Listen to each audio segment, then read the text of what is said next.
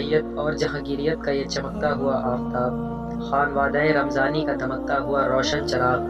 11 ربیع الثانی مطابق 1298 ہجری کو بروز جمعہ بسط جاہ و جلال دولت قدہ رمضانی میں تشریف فرما ہوا۔ والد گرامی کا نام حضرت شیخ محمد رمضانی تھا، جو کہ اپنے وقت کے بہت بڑے زمیندار اور کپڑوں کے تاجر ہوا کرتے تھے۔ قبلہ کے خاندان میں ایک ایک فرد کو انتہائی مسرت ہوئی، پورے خاندان میں خوشی کی لہر دوڑ گئی، کیونکہ حضرت قبلہ ہی رمضانی خانوادہ کے اول و آخر اکلوتا روشن چراغ ہیں۔ پورے مہینے میں ہر روز محبوب یزدانی، قطب ربانی شیخ عبد القادر جیلانی البغدادی رضی اللہ تعالیٰ عنہ کی فاتحہ ہوتی رہی۔ غوث اعظم شہنشاہ بغداد کا لاڈلا ہمک ہمک کر کبھی آغوش مادر تو کبھی والد گرامی کی گود میں اپنی مانی خیز مسکراہٹ سے اپنے تابناک مستقبل کا پتہ دیتا رہا،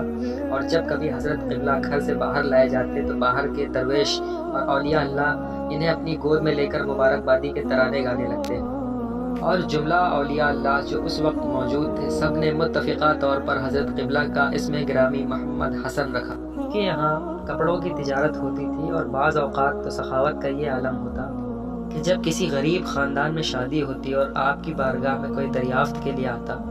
کہ حضور کپڑوں کے دام تھوڑے سے کم لگا دیں، ہم غریب خاندان سے ہیں، تو آپ اس وقت کے قیمتی ترین کپڑوں کو بھی مفت میں تقسیم کر دیا کرتے تھے۔ آپ کے گھر مبارک میں کسی بھی بات کی کمی نہ تھی،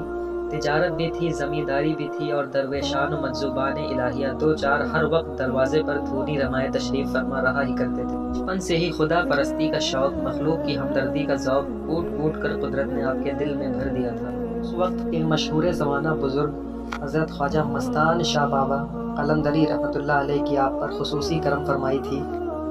آپ اکثر مستان شاہ بابا کی صحبت میں رہا کرتے تھے۔ ایک دن آپ کے والد ماجد حضرت مستان شاہ بابا کی خدمت میں پہنچے اور دستبوسی کی اور عرض فرمایا کہ اے حضرت، کہ ہمارے بیٹے محمد حسن پر اس طرح توجہ نہ فرمائیں، آپ کی صحبت اس پر پوری طرح غالب آ رہی ہے، اور ہم نہیں چاہتے کہ ہمارا بیٹا بھی آپ کی طرح قلندری بن جائے، کیونکہ ہم نے اس کی شادی بھی کرنی اور پھر دنیاوی معاملات سے بھی وابستہ کرنا ہے۔ حضرت مستان شاہ بابا نے آپ کے والدین کی درخواست کو منظور فرما لیا۔ ایک دن جب حضرت خواجہ صوفی محمد حسن شاہ علیہ رحمہ آپ کی بارگاہ میں پہنچے اور آپ کو اس بات کی خبر ہوئی، تو آپ نے اپنے کسی خلیفہ سے کچھ شریعت کے خلاف باتیں کرنا شروع کر دی کہ جس کو خواجہ حسن سرکار سن کر آپ کی بارگاہ سے دور چلے جائیں، اور ایسا ہی ہوا۔ خواجہ حسن سرکار آپ کی بارگاہ میں پہنچے اور آپ کی باتیں سنی تو آپ شریعت کے خلاف باتیں کر رہے تھے، جس کو سن کر حضرت خواجہ محمد حسن شاہ علیہ رحمہ وہاں کا دل افسردہ ہو گیا اور آپ وہاں سے واپس چلے آئے۔ اس کے بعد آپ حضرت خواجہ محمد نبی رضا شاہ علیہ رحمہ کی بارگاہ میں پہنچے تو حضرت خواجہ محمد نبی رضا شاہ ایک مسجد میں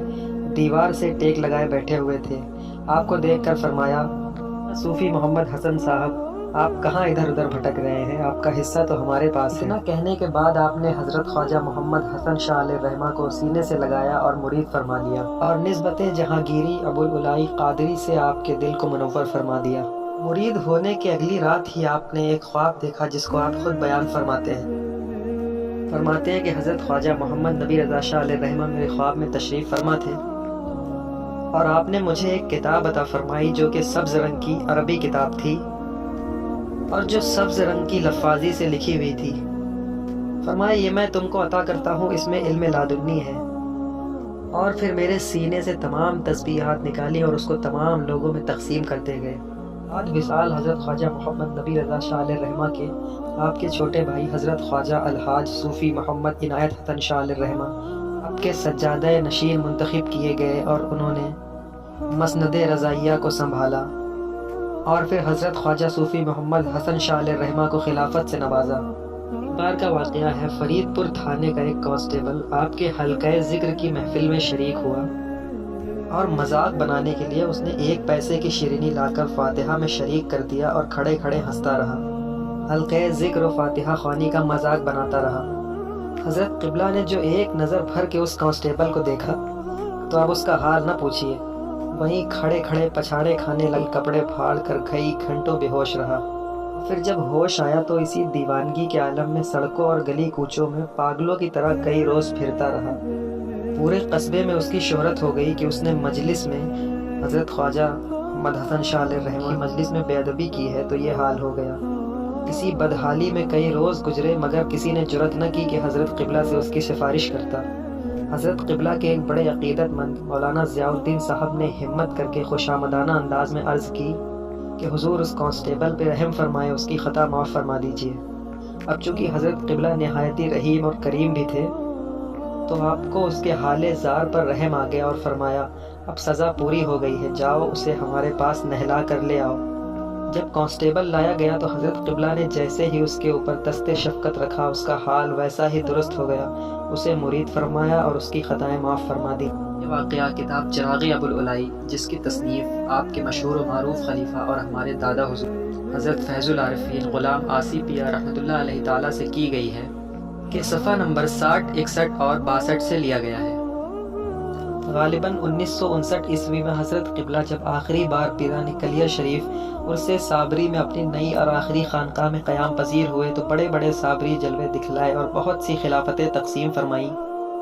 اپنے نور نگاہ محترم صوفی عبدالعزیز صاحب سجادہ نشین حسنی کو اپنی تسبیح مرحمت فرمائی اور آپ سے فرمایا کہ اس تسبیح پہ آقا کریم صابر، داتا کریم صابر، مولا کریم صابر پڑھتے رہو، دین و دنیا کے سب کام بنتے رہیں گے۔ اسی سفر میں حیدرآباد کے مولانا وائس قوال حضرت قبلہ کی خدمت میں حاضر ہوئے اور یہ ربائی سنائی: کوئی عربی، کوئی اجمی، کوئی حبشی، کوئی قرنی، یہ آتش غم کس کس کو لگی دیکھو۔ بس اسی مصرے پر حضرت پر پرسوز و کیفیت طاری ہو گئی اور حضرت قبلہ اچھل پڑے اور جوش میں قوال کی طرف انگشت مبارک سے اشارہ کرتے ہوئے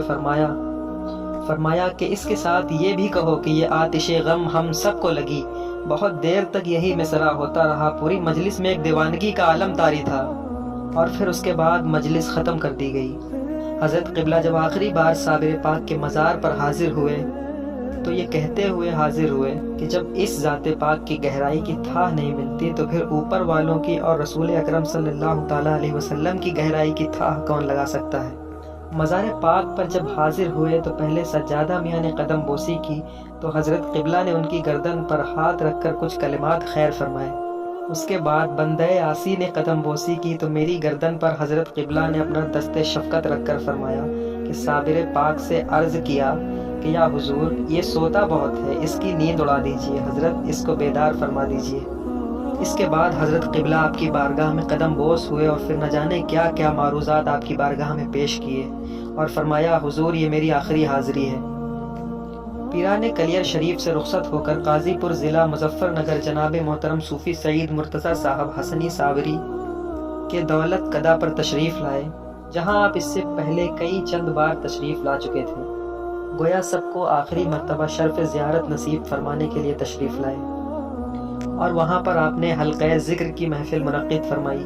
وہاں کے کچھ وہابیوں نے جلن کے مارے بازار میں آپس میں ایک دوسرے سے یہ کہنا شروع کر دیا کہ بھیا لوہاروں میں خدا اتر آئے ہیں، جسے دیکھنا ہو جا کے دیکھ لے۔ اور پھر جب رات آئی تو انہی بدگویوں نے اپنی آنکھوں سے خود دیکھا کہ ایک بہت بڑی اور موٹی گول سفید روشنی آسمان سے زمین تک حضرت قبلہ کی قیام گاہ کی چھت سے لگی ہوئی ہے، اور یہ دیکھ کر مخالفین کے ہوش اڑ گئے اور پھر کیا تھا، آپس میں کہنے لگے کہ واقعی یہ تو کوئی اللہ کے بزرگ معلوم ہوتے ہیں، اور ہم لوگوں نے تنزن جو بات کہی تھی یہ اس کا جواب معلوم ہوتا ہے۔ پھر یہ لوگ صبح نماز کے بعد حضرت قبلہ کی خدمت میں حاضر ہوئے تو حضرت قبلہ نے ان لوگوں سے فرمایا ارے بھائی خدا نہیں اترتا چڑھتا ہے بلکہ بندہ خدا اترتا چڑھتا ہے۔ یہ سن کر اور بھی ان لوگوں کو حضرت قبلہ کی بزرگی کی تصدیق ہو گئی اور پھر یہ تائب ہو کر حضرت قبلہ سے مرید ہو گئے۔ اس کے بعد آپ وہاں سے رخصت ہوئے اور لکھنؤ تشریف لے آئے اور وہاں پہ کافی علیل ہو گئے۔ ڈاکٹر فریدی کے علاج سے کچھ سکون تو ہوا، لیکن حضرت قبلہ نے اپنے مخصوص غلامان حسنی کو رخصت فرمانا شروع کیا، اور جب محترم حاجی احمد بخش صاحب کو ان کے تمام ساتھی ممبئی والوں کو جب رخصت فرما رہے تھے، اس وقت کا بڑا عجیب منظر تھا۔ آپ خود اپنی زبان سے یہ شعر پڑھتے جا رہے تھے اور ان لوگوں سے بھی پڑھوا رہے تھے: مر جائیں گے پر ساتھ نہ چھوڑیں گے تیرا ہم، عاشق ہیں تو بن جائیں گے نقشے کف پا ہم۔ ممبئی والوں کو اپنے سینے سے لگایا اور روتے رلاتے رخصت فرماتے رہے اور بہت دیر تک جانے والوں کو دیکھتے رہے۔ اپنے مرشد حضرت خواجہ محمد نبی رضا شاہ علیہ رحمہ کے آستانے پہ حاضری دیا اور فرمایا کہ حضرت یہ میری آخری حاضری ہے، میں تو جا رہا ہوں اور اب آپ ہی اپنے سلسلے کے لوگوں کی دیکھ ریکھ فرمائیں گے۔ اس کے بعد آپ بھیسوڑی شریف روانہ ہو گئے اور اپنے وہاں مرشد کامل حضرت خواجہ صوفی محمد عنایت حسن شاہ کے آستانے پر حاضری دی اور لگ بھگ 1 گھنٹے تک وہاں بیٹھے رہے اور روتے رہے۔ اپنے گھر کی بہوؤں اور عورتوں سے فرمایا کہ ہمارا کفن و احرام نکال لاؤ۔ یہ سن کر گھر کی تمام عورتیں رونے لگیں تو خواجہ حسن سرکار نے فرمایا کہ اس میں رونے والی کیا بات ہے، میرے پیر و مرشد نے تو اپنے وصال سے 3 ماہ پہلے ہی اپنا کفن نکلوا لیا تھا۔ بروز ہفتہ بوقت 12:40 5 جمادی الاولیٰ 1379 ہجری 1379 کی درمیانی شب میں آپ نے ایک سانس زور سے اوپر کی اور کھینچی اور پھر بہت ہی آسانی کے ساتھ آپ کی روح قفس عنصری سے پرواز کر گئی اور آپ اپنے رب قدیر کے حضور تشریف لے گئے۔